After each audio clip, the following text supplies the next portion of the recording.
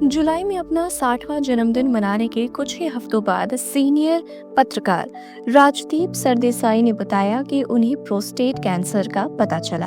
अगस्त में उन्होंने कैंसरग्रस्त प्रोस्टेट को हटाने के लिए एक सक्सेसफुल रोबोटिक सर्जरी करवाई, जिसके बारे में जानकारी उन्होंने अपने हाल ही के व्लॉग में शेयर की है।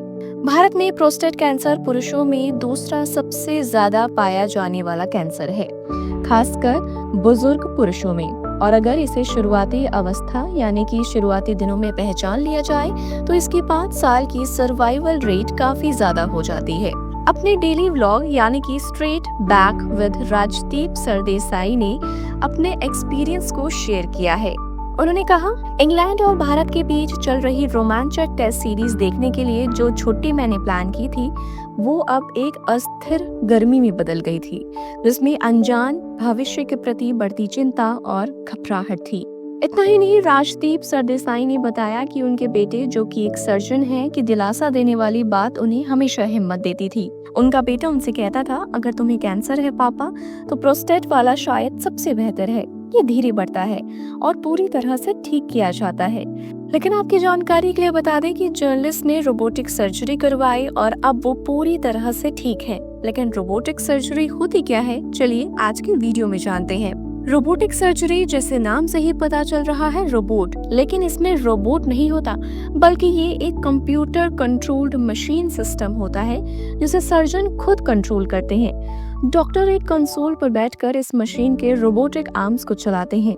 इन आर्म्स के सिरों पर लगे छोटे डिवाइसेस और कैमरा ऑपरेशन के दौरान शरीर के अंदर छोटे से छोटे लेवल पर काम किया जाता है। ये पूरा प्रोसेस मिनिमली इन्वेसिव सर्जरी कहलाती है, यानी शरीर को कम से कम काटा जाता है। दूसरा सवाल उठता है कि प्रोस्टेट कैंसर में रोबोटिक सर्जरी कैसे की जाती है। दोस्तों, प्रोस्टेट कैंसर में ये टेक्नोलॉजी सबसे ज्यादा उपयोगी है। इसका प्रोसेस कुछ इस तरह होता है। एनेस्थीसिया सबसे पहले दिया जाता है ताकि मरीज को दर्द ना हो। पेट या निचले हिस्से में 4 से 5 बहुत छोटे छोटे इंसिशंस लगाए जाते हैं। इस चीरे के माध्यम से कैमरा और रोबोटिक डिवाइसेस शरीर के अंदर डाले जाते हैं। सर्जन 3D विजन स्क्रीन के जरिए अंदर का व्यू देखते हैं और कंट्रोल पैनल में रोबोटिक आर्म्स को कंट्रोल करते हैं। प्रोस्टेट ग्लैंड और आसपास के कैंसरग्रस्त ऊतकों यानी कि सेल्स को बहुत सावधानी पूर्वक हटाया जाता है और लास्टली चीरे को बंद कर दिया जाता है। वैसे आम सर्जरी के कंपैरिजन में इस सर्जरी में कुछ फायदे भी हैं। सबसे पहला, लेस ब्लड लॉस। चीरे छोटे होते हैं इसलिए खून कम निकलता है। मरीज कुछ ही दिनों में सामान्य जीवन में लौट जाता है, यानी कि स्पीडी रिकवरी होती है।